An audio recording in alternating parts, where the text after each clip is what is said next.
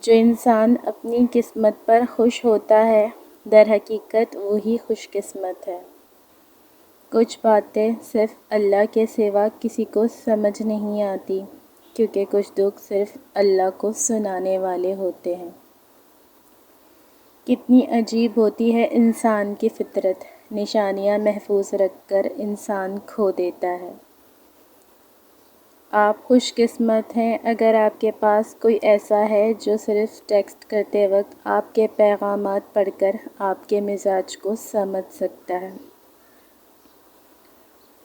وقت ایسا ہے کہ تمام اچھی باتیں فون کی گیلری اور اسٹیٹس پر موجود ہیں مگر انسان کے عمل اور کردار میں نہیں۔